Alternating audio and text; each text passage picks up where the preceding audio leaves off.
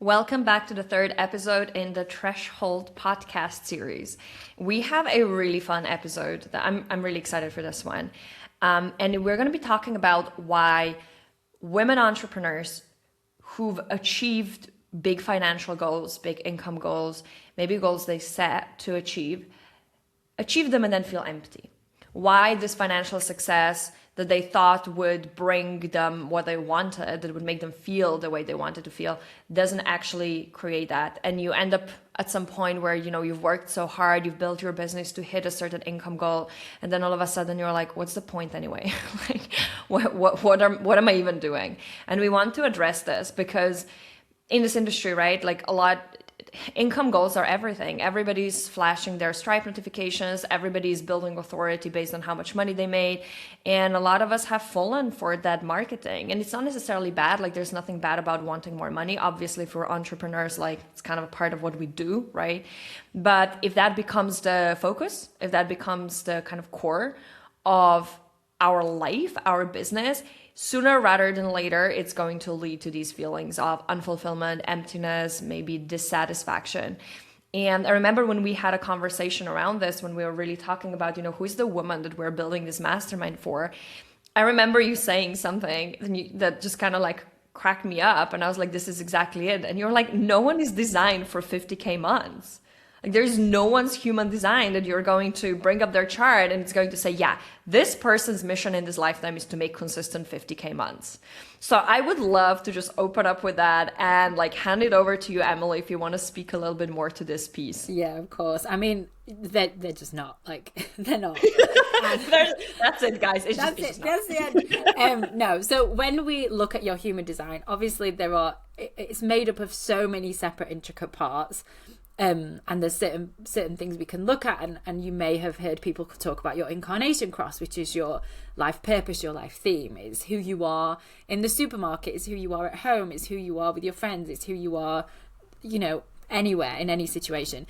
And it is great to look at that and be able to use it within your business, but it's not the be all and end all. But I think I just want to highlight that part of your chart, just because that is where your bigger purpose and mission sits. And you will also have life experiences layered upon that. So for example, my incarnation cross is the left angle cross of limitations. So I'm here to bring realistic solutions to problems. Okay. I combine that with the fifth line in the mix, polarizing opinions, practical solutions. I'm a realist, and I'm a strategist, and I'm a visionary. And you need to understand that I've also had lots of different life experiences layered upon that. So, for example, I was in a relationship, a coercive, controlled relationship, and financial abuse was part of that. So a big part of what I do is helping women make fuck you legacy money on their own terms using their human design. So that's my kind of human experience being layered upon that incarnation cross space. And obviously there's other parts of your design, like you can't really look at any individual piece of your design. And this is what really annoys me about the online space, particularly with a lot of content that you see around human design, because it's all about how to hack your human design to make more money. And if this gate says, if you've got this gate, you need to make an online course about this. And it's like, yeah, but do you actually have the practical skills to do that? Have you had the embodied life experience to do that? Like, there's so many things that are ethically wrong with that, but that kind of content does well because people are looking for that quick fix potentially. Gone off on a slight side tangent there, but we'll go with it. My point is, you cannot look at your human design as separate individual pieces of information. It's how it all holistically works together. But I can guarantee you that not one part of it says you are designed to make 50K months. The money should be a byproduct of you being in such alignment with who you are and who you are designed to be, that it can't help but come to you, because it is a byproduct of the frequency that you are in. And when you are out of alignment, and when things feel forced, or when things feel empty, that is your biggest kind of alarm system that something is off. Do you want to speak a little bit around kind of how you've seen that play out potentially, Alia? Like in your I work and mean, stuff? absolutely. The reality is that, a lot of us were conditioned that we should want a certain thing. Like it's again, with subconscious, it's the same as human design, right? It's always a number of different pieces that come together to produce the whole that we're observing. But if we're thinking about, first of all, how many of us were raised in a way where we were actually taught, encouraged to be in touch with our own inner truth, our own inner compass, our own emotions? Well, most of us learned to dissociate from our bodies by the time we were 3 years old. And I just want to say that when we're talking about dissociation, I'm not talking about some abstract concept. I'm talking about your higher self literally moves outside of your body. Like I'm pulling people's higher selves back into their bodies, just about every programming session I do. So that's the first thing. So then we entered a system where, we were told what we have to do in order to earn approval, affection, whatever. And also we were put into a very rigid system most of the time that required us to play by a certain rule, play by a set of rules to achieve a certain type of success. We were not allowed to, determine what it actually looked like for us, what it meant for us, et cetera, et cetera. And the most important thing, which I think is what we were taught very wrong, is that we are doing anything in this lifetime for the thing itself, right? We never want the money. We want what the money is going to allow us to do, right? We want, maybe it's freedom, maybe it's experiences, maybe it's all of this. So money carries all of these different representations, right? And so it's actually learning to step into the frequency of that before we get the money that's going to allow money to come in. But most of us weren't taught that way, right? We were basically told, okay, you need to achieve XYZ external stuff in order to feel good about yourself, in order to feel good about your life. If you're going after things that you think you want, that you don't actually desire because you're out of touch with your body telling you what even you actually do desire, which is a felt frequency in your body, it's a pulse that actually moves outwards and sends the signal into the universe, and then you keep going, and you achieve the thing you thought you wanted, but it's not actually in alignment with who you are, is not going to create the end felt experience you're after. You're not going to feel the fulfillment, satisfaction, whatever it is on the other side. And so I think this, in order for us, right, to do this, we have to flip the whole paradigm on its head. You have to lead with doing things that bring you fulfillment, and that leads to money. You have to lead with things that make you feel satisfied, and that's going to lead to money. And I think the biggest, if we look specifically at business, right, and I know that you can speak to that as well, is there's a whole lot of the idea in this industry that we reverse engineer what we want. Right? We want 50K months, let's reverse engineer them. Let's build a strategy that's going to get us there. And that sounds super logical on paper. Normally what sounds logical means that we're operating from our mind, not from our actual authority, right? In human design. And then what are we going to do? We're going to, reverse engineer the process to get us to that goal, and we're going to hate every single step of it. How fun. I remember, I paid for coaching courses that were teaching you how to set up these ads funnels, and they would get me to my income goal. I wanted to fucking jump off the bridge by week 3. I was like, I hate every fucking step of this process. None of this feels authentic. None of this feels like me. It was $9,000 to join that thing. I dropped it about 3 months in. I was like, I cannot do this. It's not for me. Because I invested into that space from urgency. I need to reach this financial goal. I'm going to quote unquote do whatever it takes. And I went into something that I hated. There was no part of it that I actually enjoyed.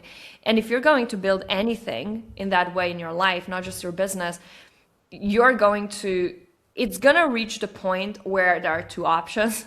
One option is you've built something and it's going to crash and burn because it was built on wobbly foundations.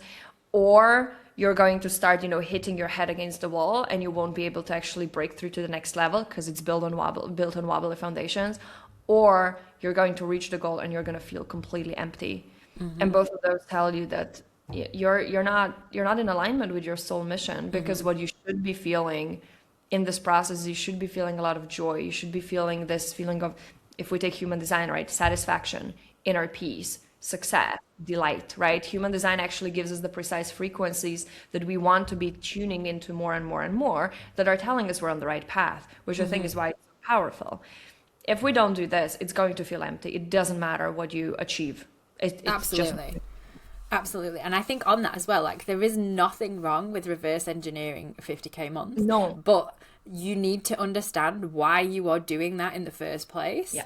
And then you need to understand how to use your design to pick and choose the strategy and strategies and tactics that are in alignment with you, so that you do feel joy or surprise, or, you know, so being so lit up from the inside by doing those and actually seeing those carry out and come to fruition. That's the secret, not like just, oh, I need to hit a 50k month because I've hit a 20k month and that's the next logical step. Yeah. Yeah. Yeah. And I think it's so important as well. Like, you know, it's, again, reverse engineering is fun. And, you know, what we can also do is, can I spend as much time as possible tapped into the frequency of what I desire to have? And then you will be, you know, into your reality, you will be attracting opportunities, mentors, systems, strategies that are going to actually help you get there, but it cannot be coming from your mind. And I think here we're also approaching it. This is the thing, like the longer I'm doing this work, the more I'm seeing, if you don't learn to have really high emotional intelligence, if you don't learn to get in touch with your body, if you don't learn to discern when you're actually feeling something that is in alignment and you're like, hell yeah, let's do this, versus I'm gonna do this because this makes sense, you are going to be hitting these invisible walls so much more often. You're also going to be overstaying in places that are draining your life force energy. You're going to be attracting clients. You're going to be attracting all the things into your reality that are going to try to teach you the lesson of what it feels like to be in alignment. And if you are currently in a space where you have achieved everything you wanted to and you feel empty, there are actually two possibilities. It could be that you're out of alignment because you've been building the wrong way, or it could be that you're out of alignment because you outgrew what you were doing before. You're actually meant to move on to the next stage and you're still trying to do it the old way. These are kind of the two options, but this feeling is always giving you a very, very clear indicator that you're not actually in alignment with where you're meant to be. Yeah. And I think so many people then go inwards with that and beat themselves up about feeling that way, rather than seeing it for what it is, as like an early warning system. I feel this way for a reason. Let's do an environment scan. What's actually going on? And then tapping into certain parts of their design where their energy is strongest. Like when you were talking then, I was just thinking about the heart/ego center, and that space is literally, is my heart in this? Like it can be such a cool place to tap into and feel that energetic answer in what's the word, in tandem with your strategy and your authority, because it literally tells you whether your heart is in it or not. Obviously, if you are then quite skewed because you've been in the industry for a while and there's a whole load of inner stories at play about what success actually looks like and what it actually means, like ultimately you've got to get down to what that looks like for you, and that might look different in every single life season you have. Like what success looks like for me now with a toddler in tow is very different from what it looked like before I had a child. So, you know, you've got to really, yes, be inspired by people, but don't be intimidated into thinking that that is the only way, because when we get, particularly when you get to like higher levels and everybody's kind of making similar income, similar money, there's so many different ways to do that. And there should be, because everybody's designed differently, and what worked for her over there ain't gonna work for you, because you don't have the same skill set, you don't have the same design, you don't have the same life experiences. And I think that emptiness can come from really following a path that was not yours to begin with, but you've scaled that mountain, you've got really high with it, but it wasn't your path. And you get there and you're like, well, what was the point? I think here what's really important as well is kind of detangling also the perception. A lot of us live with this perception, and we were conditioned to believe that when someone has the thing that you want, or when you achieve the thing that you wanted, that means you're in alignment. So there are a lot of, you know, coaches in the spiritual space who are, you know, flashing their like financial side of things, their Stripe notifications, and they're saying, look at me, how in alignment I am. But the reality is most people actually operate on out of alignment sacrifice paradigm. So I have worked with coaches in the past where they were making a lot of money, like multi six-figure months. They were waking up with heart palpitations at the age of 30. They were having anxiety attacks, in the background. I just like was laughing yesterday because I saw videos of two. One is a leadership coach and another one's a business coach, very big names in the industry, multi 6 to 7 figures, and they posted pictures of them sticking their tongues out, and I used to study Ayurveda. I know how to read a tongue. I know what it's telling you when something's on the tongue. I know what the coating on the tongue means. I know what the cracks on the tongue mean. And both of these women, one of them had her tongue was completely coated in white, which means massive toxicity in the body. And if there's massive toxicity in the body, it means the lymphatic system's clogged up, the system is not eliminating properly, you're out of alignment. The other one had, massive cracks like at the center of the tongue, which is signifying anxiety in the spine. So massive nervous system dysregulation. There's nothing wrong with that. Right? And all of us are like wherever we are on our journey, but we need to understand that just because someone is outwardly appearing successful, it doesn't mean they truly have what you desire. Because what you actually desire, and I know this is true for every single woman listening to this, is you desire to be outside of the paradigm of sacrifice, which is conditional. I need to give up this in order to have that. This is much fucking harder done than it sounds, because you have to disentangle all of the paradigms in your subconscious that are telling you this, but you also need to stop projecting on the outside or onto yourself that because you achieved a certain goal, this must have been in alignment.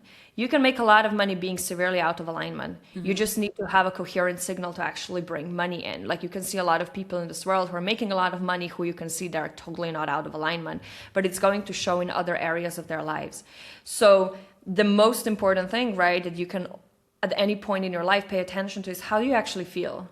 Like, do you feel satisfied? Do you feel fulfilled? Do you feel happy? Are you looking at your life every day and you're like, I cannot believe this is my life? And I'm asking, are you genuinely happy about it? Not do you feel like you should be happy? And this is the level of, personal honesty and truth that we need to develop with ourselves, of actually not bullshitting ourselves, not pretending that just because we have certain measures of success that quote unquote should make us feel grateful. It doesn't matter if you don't actually feel grateful. Like, yeah, either we need to work on your gratitude because you haven't deconditioned the parts that make, you're conditioned to being miserable, which is totally possible, or you actually are out of alignment despite the fact you have built everything. And then we need to remember that is what Emily said before. Just because you created success, like you may have built great success, but it was never your path, right? Yeah. And I think as well, like we can get so blindsided by the money because our society, like we're so conditioned to give money so much to hold. Like it's an inanimate object. Like it doesn't have a frequency, right? Like it doesn't. Yeah, I know you have so much to say on this, but like we give it the authority over us. We're always striving for the next thing for it. And I think what I love about the space we've created with the Threshold is that money isn't the focus at all. No. It's a byproduct of what happens when we look at your leadership and your authority and your power, and you are seen and you are witnessed and you are held and your triggers are dealt with, and you are able to reprogram and dissolve a lot of the dynamics that are going on. Yeah, absolutely. The moment you stop centering, it's like what we were conditioned right in capitalism. You center money, you center men, and here we are. The world that's falling apart. So it's like it's exact. As I created a whole experience around it, like all the things we project onto money and what it represents to us. But money has become what holds power over us, like in terms of, if there's no money, we don't feel safety internally. If there's no money, we don't feel worthy. If we start fawning, we start projecting onto other people they're better than us, etc. And this really needs to go. If your power should be with you, not with anything external, which includes money. And money doesn't have a fucking frequency. That's insane. It's like a completely neutral thing that humans came up with. So you also don't need to chase a certain frequency of like money. What does that even mean? That's crazy. Yeah, wild. Is there anything else that you want to talk about around success suddenly feeling empty?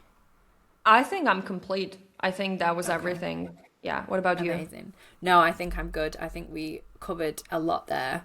And hopefully that's given you listening food for thought on why that success level you've hit may be feeling not quite as shiny as you thought it might.